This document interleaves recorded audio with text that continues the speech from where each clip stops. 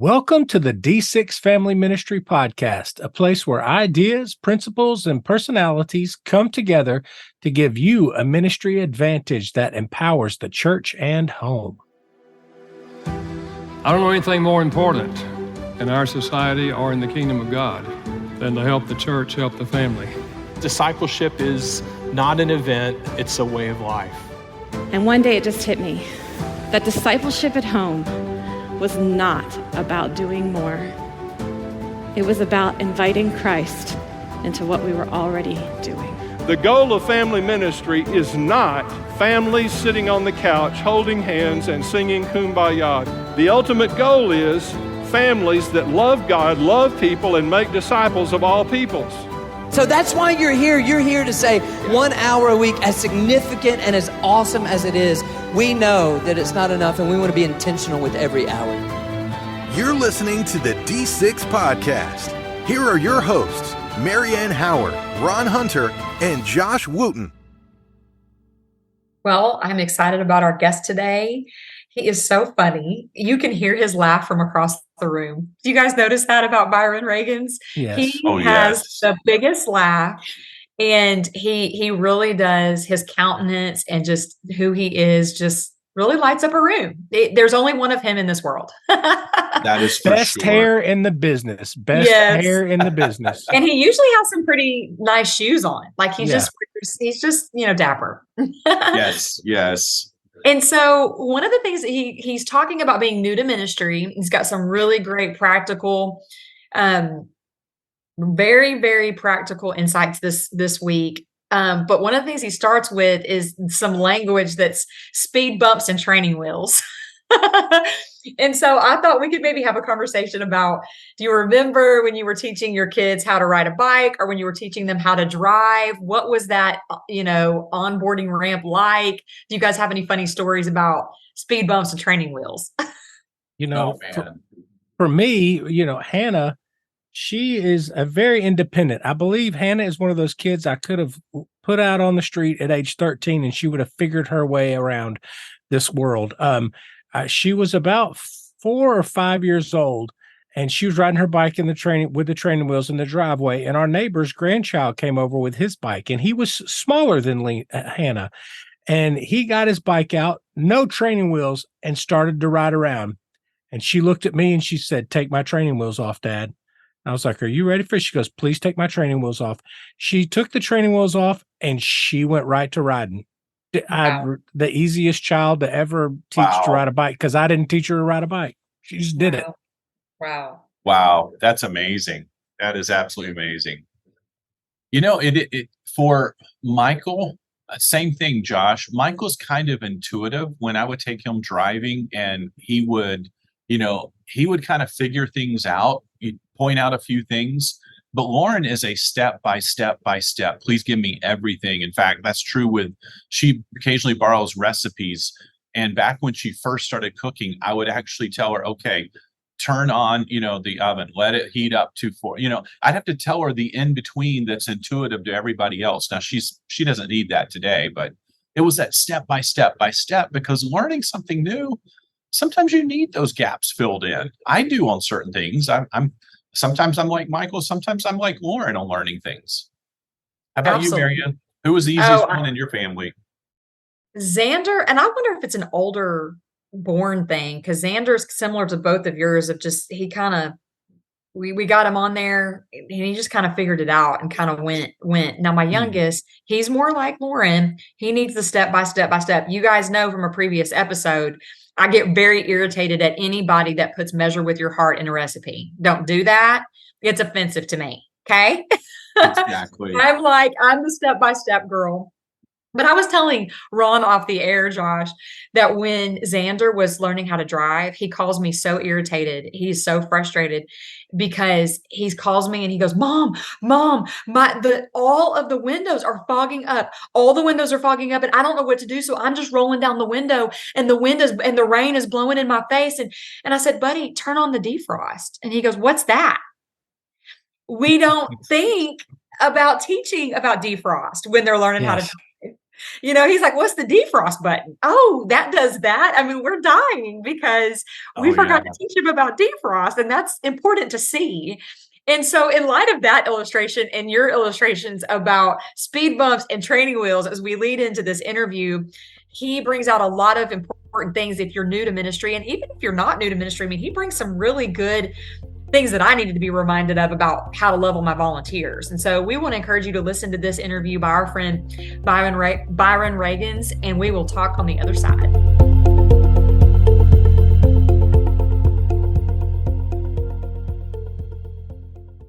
Introducing D6 Everyday Foundations, strengthening the building blocks of faith. We are thrilled to announce the launch of D6 Everyday Foundations, a groundbreaking curriculum designed to empower churches and families in their journey of faith. This innovative program aims to align the church and home, fostering a strong foundation and unshakable confidence in God's Word.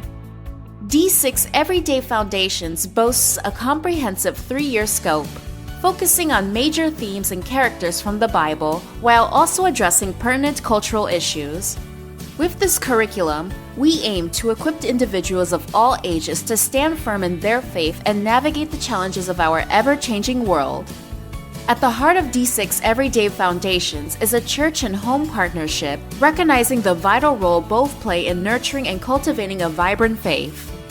Through this collaboration, families will be empowered to prioritize and emphasize God's Word in their daily lives. Together, let's lay the foundation for a generation grounded in truth and empowered to impact the world around them. Let's hold the building blocks of faith firmly in place. To order D6 Everyday Foundations and embark on this exciting journey of faith, visit d6family.com today.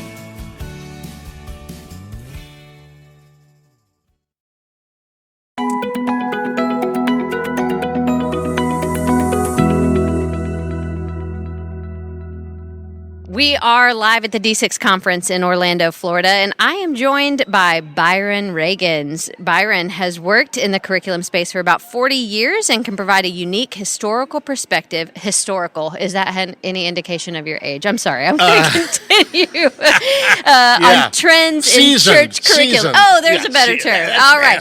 Just in fairness, you did approve this bio that I'm reading, so historical was in there. Historical. Yeah, means old. Yeah, I did. I did approve it. You're right. Yeah, you're correct. Yeah. It sounds good. It really does. Yeah, it sounds. Continue. You do work at David C. Cook, right? I do, yeah. And you do travel in the U.S. to create conversations among church leaders and equip them with learning resources. And obviously, this is going to be a very boring interview. You seem to be a boring guy already. Yes. Kind of historically speaking. Well, listen, so one of your breakouts here at the conference is talking about being new to ministry, which I love. Mm-hmm. I love getting to mentor young people who are entering into ministry. I've been in ministry really all my life, but have served in ministry for 16 years. Sure.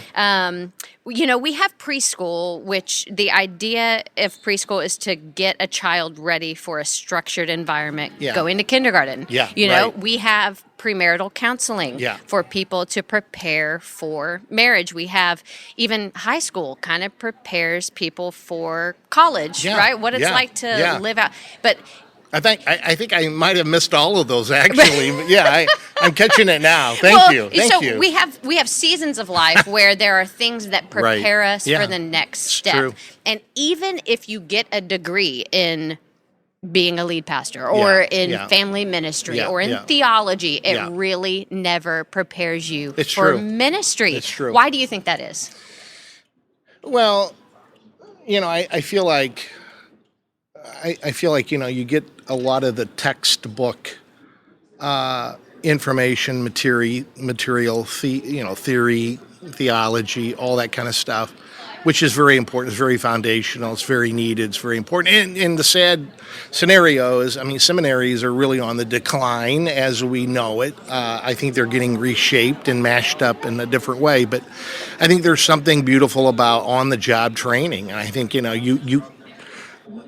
you can know so much head knowledge, but you really got to jump in the ministry, whether it be children's ministry, student ministry, adult ministry, women's ministry, all the various ministries of the church, I think it's very important to have some of the educational pinnings and backgrounds and so on. But, there's nothing like just jumping in and really getting after it. And that's where you really, I think, that's where the collision takes place of academic with real life ministry. And I think, the pandemic has really, and I think we're out of the pandemic. I still feel like we're dealing with some of the carnage of that, but I think that has really changed certainly the way that we're doing ministry. I mean, none of us were prepared in school, seminary, Bible college, what have you, how to deal with the greatest pandemic in my lifetime and your lifetime, I'm sure.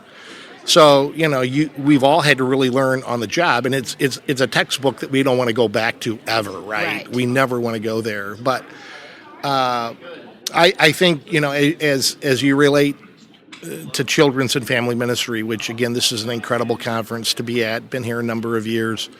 There's so many people who are doing incredible work here in children's, family ministry, student ministry that haven't gotten a seminary degree. I mean, they have really, those steps that you were talking about just moments ago, really have learned on the job. And you have, I think, because of the education, the Christian education piece of our work, there seems, in fact, I talked to a young guy from Nashville this morning that, came from public education, now into Christian education. So he brings all of that incredible, intense education that he learned from a secular viewpoint now into the Christian space, call it Christian education. It's really a beautiful thing. So I would answer it that way. I have a number of ministry friends who are incredible, and a lot of that is because of the seminary degree. I probably have more ministry friends who are doing epic, giant jobs who really just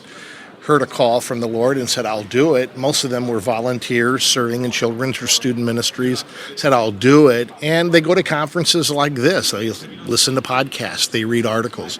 They ask questions. They look, as I said this morning in my breakout, look, you're new in ministry. Know that you have a skill set, know that you have a craft, and you just need to work that craft every day. Just get better at what you do. And a lot of them have done that. My husband and I love to mentor young couples in particular who are starting in ministry. And we kind of like to catch them in that sweet spot of college, very young adult, so that we can help them as they're beginning their life and ministry together. Helps kind of protect them to say, hey, look out for these things. We had people do that for us, for which we are eternally grateful for. Kind of like speed bumps, right? Exactly, no one to slow down, Give them some parameters and help them protect even their marriages and families and things of that nature. How do we do that well without taking the training wheels off and letting them go, and now they're the ones in charge and not crashing and burning?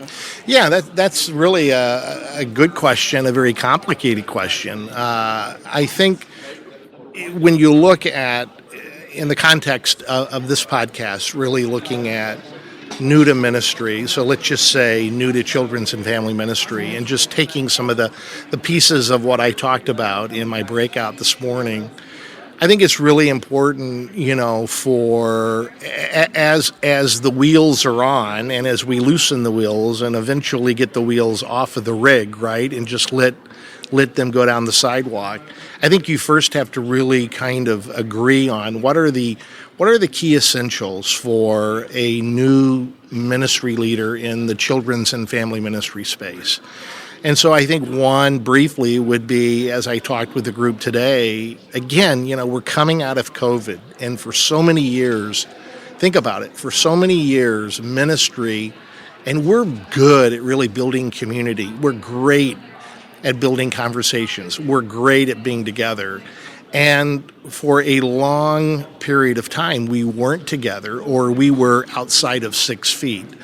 And so now we're learning how to do life, how to do ministry within 6 feet. In fact, some stores need to remove the stickers because, those days are over. But the point I tried to make this morning with the team is one of the most important things to do as a new ministry leader who is either being mentored by someone or who is learning through the books or in conversations with veteran leaders is just love your people. Whether it's 25 volunteers, 100 volunteers, 300 volunteers, do your best to get your arms around your volunteers and love them, because they've been doing really, really hard life the last couple of years, as you have. But you're the leader, so it's your job to find a way to really be present with your volunteers, spend time with them. I think what we've done so often with our people is we spend so much time training them, developing them. And I don't know, I mean, I think there's a place for that, but I really feel like what we've come out of, I think, just be together, have coffee, have pizza, I don't know, make s'mores, do cookies, do life together, just be together, play together, go to ball games, go to concerts. Just, I think there's so much side conversations that a ministry leader can have when you're just doing those kinds of things with your volunteers. And whether, you're in a big church or a small church, really the majority of people here are coming from small, medium-sized churches. Often, the volunteer is not going to really spend a lot of time with the senior pastor. He or she's going to spend most of their time with you as the children's pastor. Mm-hmm. So I think, it's really all about people. And I think we put a lot of stress, we put a lot of angst, we put a lot of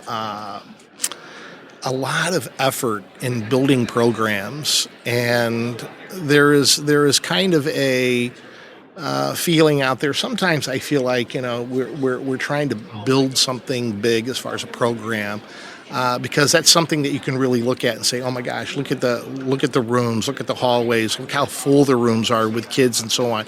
You don't get to that place until you first really invest in your people. Good friend of mine, Troy Snyder, who's now, he's probably pushing 50. Wow, that seems so old. When he was young, he began a really cool ministry in Nazarene in Kansas City. And I shared this with the group this morning. He went to a veteran who was kind of mentoring him and said, look, I'm a carpenter. Again, not seminary trained. I'm a carpenter. I'm going to take this ministry on, elementary, several hundred kids, 100 volunteers. I have no idea what I'm doing. What should I do? And he said, the most important thing you can do, and I quote, invest in those who invest in you, or invest in those who invest in your ministry. So that's what he did. He just spent time with these people through the year. He carved out budget money to have coffee, to have ice cream, to have pizza, to have a meal, to have breakfast. And I have never, and I've done this a long time, you're right, 40 years, I have never found a church that is pushing people away as far as, hey, we don't need you to volunteer. We're always looking. We'll always be looking for people to serve in ministry, for sure. But he had a retention rate that was off the chain. And it was not because he did a ton of training. He just spent time with his people, and they loved him. He was really outgoing, kind of a big teddy bear, just everybody's friend. And so he had a certain character about him that was really... pretty heavy, pretty intense, but he just loved his people, and they just stayed with him, and I think that's really important for us to really think. And I think in those conversations, he did vision casting, in those conversations, he did coaching and training and say, hey, you're an awesome large group storyteller, but have you thought about doing this or doing that? Or, hey, I've observed what you're doing, and you're really good at small group, but have you thought about more open questions where you can really engage fifth grade boys and so on? So he did a lot of observation, evaluation, but that's where he did his greatest training. And I don't remember, he never asked me to come in and do training. He probably did some training, but a lot of his training was just one-on-one like you and I are doing right now, just over coffee, just because what happens is the people who really need training, they don't show up. Yeah. And we bring a speaker in, we spend all this money on this event, and the people who need it don't show. And the people, did I say that right? Yeah, the people who need it don't show up, and the people who don't, they're there early helping you set up. So maybe there's a better way, and that's just spending time with people and just in a personal way, what do you need from me? How can I help you succeed in life and ministry? And I think too, when you begin to really look at people, you become a children's pastor who's much more than that, but you're really a shepherd. I think it is the role of a new children's pastor to help you become the best storyteller of all time. Probably not so. I think maybe the more important thing is to help you love Jesus and to find a rhythm and a spiritual discipline to follow Jesus better today than you did yesterday. Yeah. We're talking about being new to ministry with Byron. We will take a quick break and be right back.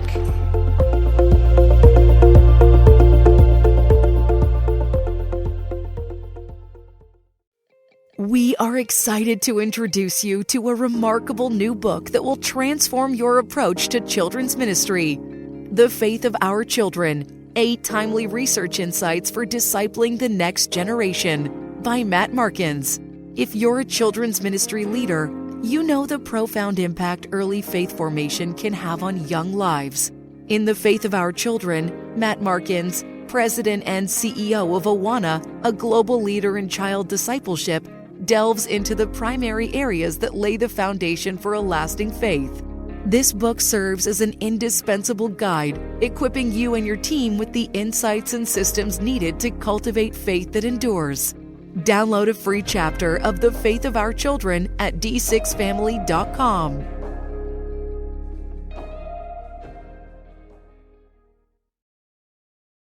So Byron, if you have the ear of someone who's new to ministry, or maybe they're in a new role, what would you say to them right now? What can help prepare them for the days that are coming? That, those first few months of ministry is kind of like the honeymoon phase. You're all excited. True. You get into a year and you're like, okay, I know these people, getting into a rhythm. 18 months and 2 years. 2 years is where the wall hits, where you're like, I have credibility or I don't. Yeah, you're and right. then what? Like, can you prepare them for those first 24 months? Yeah, I always tell, and I...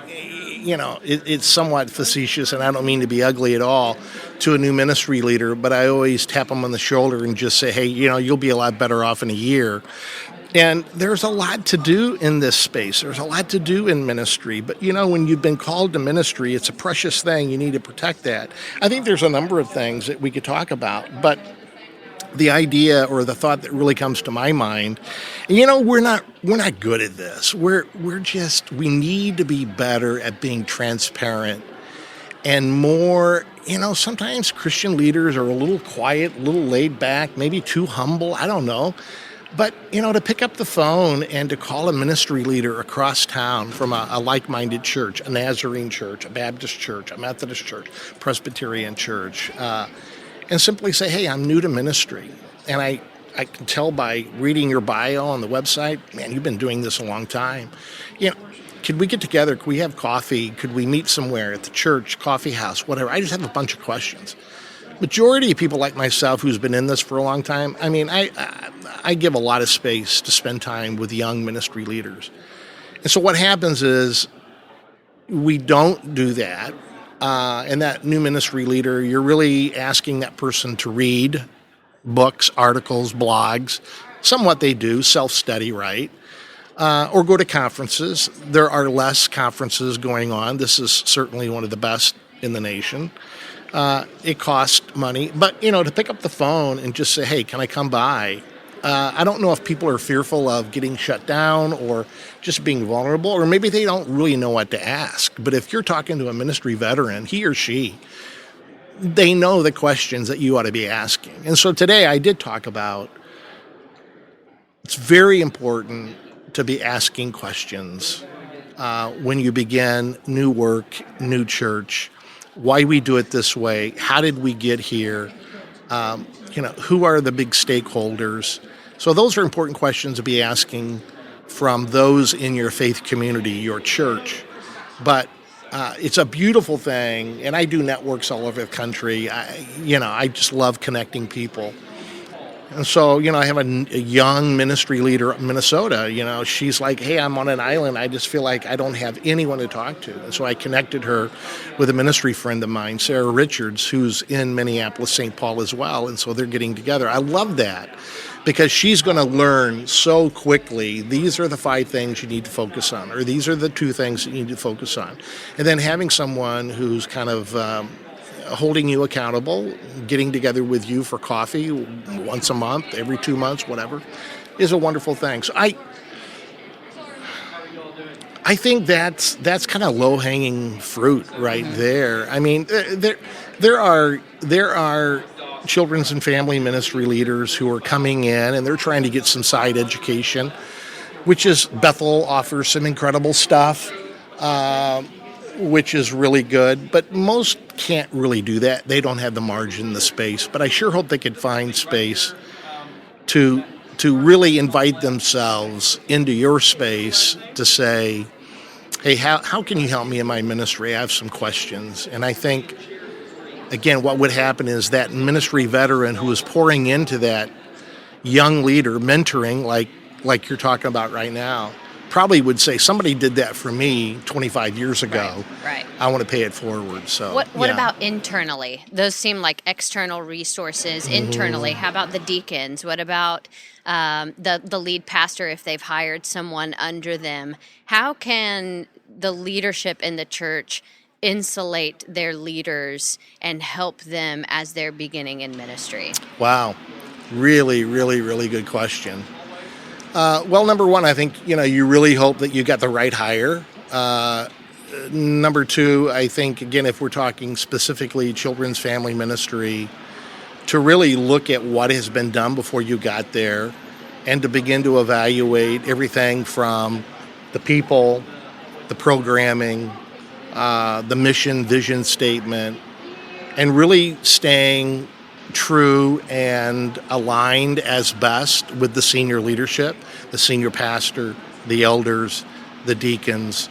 And I think so many times young ministry, or I don't really want to say young ministry leaders, right, just new ministry leaders come in, and it's either we want to change too quickly or we need to change, but we can't. We don't feel like we can yet. So really having, I think, an open door conversation with either the executive pastor, the senior pastor, where you're really keeping that person informed of what you're doing this month, what you're doing next month, what you hope to do in the next couple of months. So it's really a line of communication. And I think sometimes, and it's really not even depending on the size of the church, it's the senior pastor, the leadership. We have a great senior pastor at our place, 4 campuses. He gets so busy doing his things. Unless our children's ministry people are setting a meeting with him to share, this is where we're at, this is where we've been, this is where we're going, it's not going to happen, because he's just, and it's not that Jeff doesn't value children's family ministry. He knows it's one of the most, if not the most important area of the church. But what I'm really trying to emphasize is having a direct line of communication with who you report to, and hopefully that person has been around the block at that church longer than you have, so they know the speed bumps to miss, right? They know the corners not to take, and they could very well help a new ministry leader with rhythm and pacing, that, hey, look, you want to drop VBS, and you have 10 really good reasons to do that. But for many churches, that's a sacred cow, man. You drop VBS, you might as well head out of Dodge. But if you really feel compelled to do so because you have great reasons, you work that with your lead supervisor, and it might not happen in 3 months, but maybe in 9 months it will, because he or she will be your advocate, will be your champion. And I think whether it be the executive, the senior pastor, a good friend of mine used to do this, and I think it's just classic. I think it's just beautiful, and that is, and this person was probably about 5-10 years at this particular church, but once or twice a year, he would just set up a Sunday morning where the lead elders of the church would just go on a guided tour with him. Think about it. So your elder of the church, they're setting the spiritual tone of the church, the disciplines of the church. And many of our elders love them. I love our elders at our church, but they don't spend time in the children's and family ministry area. So unless you take them on a tour and let them see what's going on, it's not going to happen. So just 1 hour, twice a year, with your if you could, senior pastor, executive pastor, elders, let them see what you're doing. They become a greater champion for you. So that maybe is that's a big step for a new ministry leader. But the more you can get your people talking about how vibrant and thriving your ministry is, and you're doing less of the talking, they're doing more of the talking, that's a win, in my opinion. Yeah. Awesome. Well, Byron, thank you so much for sharing this with us today. Sure. And thanks for being at D6. Yeah, great. See you next time. All righty. Thank you.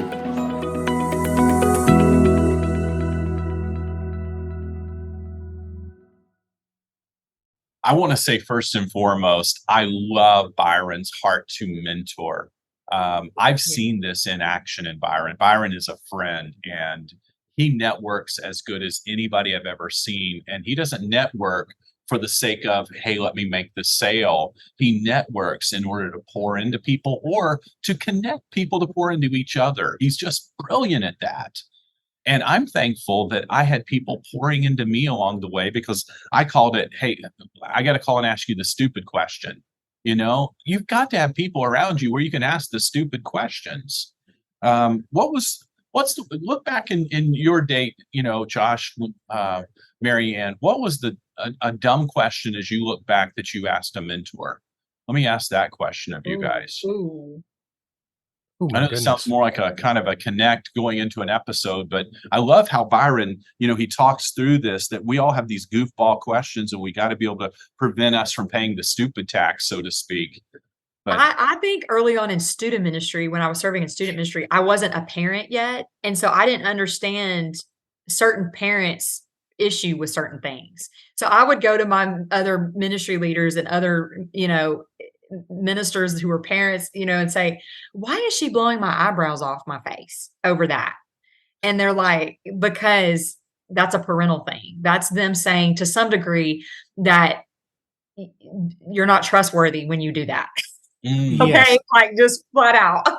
yeah, That was my biggest thing. You know, as you say that, you know, I thought I got into kids ministry to minister to kids. And I realized very quickly that it was more volunteers and parents. The kids were the easy part. It was learning to deal with volunteers and parents, and even those, you know, within the church, that I did not realize all the many facets that come along with leadership. And I think that's what Byron, you know, was alluding to in many ways. You know, I believe there's a tremendous amount of value in education, and there are things that come up that aren't brought up in seminary, which is understandable. I think that's true not only for ministry, but probably any, you know, profession, that there's a lot of value to learning on the job, but not taking away anything from the education. But, you know, I think he made the statement, invest in those who invest in you and your ministry. And that was really a nice reminder for me. Sometimes we look at people as, you know, a means to an end, and we have to we have to elevate people over programming. And so often as a leader, we can get just laser focused on our programming and the spots to fill and what you can do for me rather than you as a person. So I like that reminder to take people out to coffee and build relationships. Yeah, for sure. And, you know, you raised the question of education, Josh. I'm going to push back against my friend Byron here for just a moment, but I want to do it very politely. I've got some very dear friends. In fact, I was counting in my head the ones in the past 30 days I've talked to. One who's a minister, former attorney, one who's a minister, former engineer, one who is former educator, another one who is a former business person and business owner, and one who's a former accountant. And they've made the transition. And I know there's a trend in the larger churches that I think is very, very healthy, that if you can find somebody who's passionate within the culture of your children's ministry, promote them from within. I think that's super, super healthy. But I want to make sure that in the idea that we do not discount education or seminary, we still need to train someone in theology so that they kind of champion, they don't kind of champion, they do champion some of the core areas that really do matter.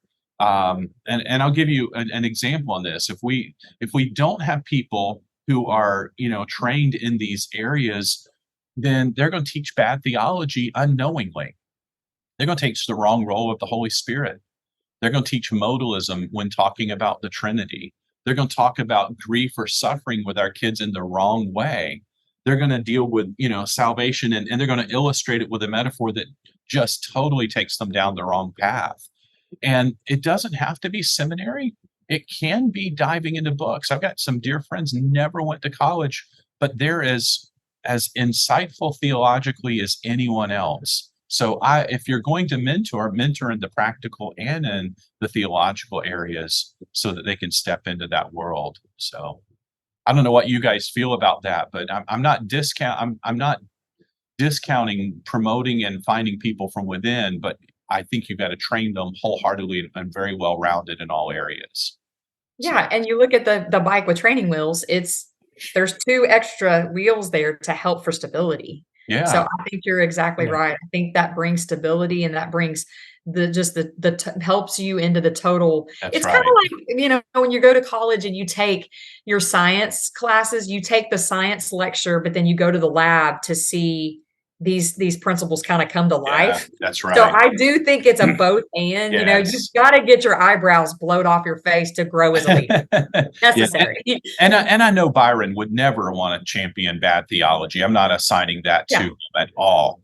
But you're right. I think the people who undervalue education are the people who may never have moved on to those areas, and the people who are astute in the areas of higher education can be snobby and lack of practical in some areas. And so each turn the other off, and there's got to be that balance, like you said, in the training wheels.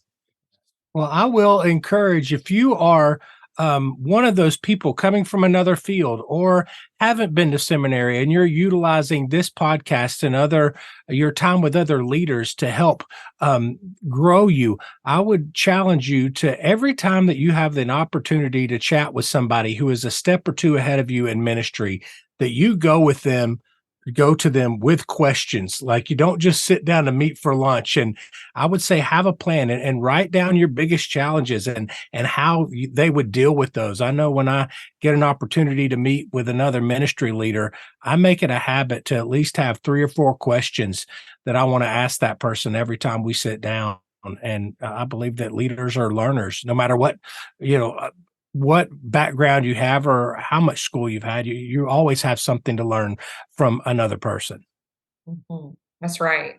Well, I'm excited about our guest for next week, Austin Fruits from Josh McDowell Ministry. And I'm going to tell you guys and gals, this is a sensitive topic, but a necessary topic. I don't even want to tell you the topic because I don't think it should be pigeonholed into one corner, but I want to intrigue you. You're not going to want to miss next week's episode. Until then, we're praying for you. I want to encourage you, ministry leaders, would you pray about scheduling time with some of your ministry volunteers to invest in them relationally? Could I just encourage you this week to pray about that and figure out a way to make time to invest in those who invest in your ministry, just intentionally, not necessarily because of the role that they're filling, but just get to know them. Ask them about their heart, their walk with God, their life, their family.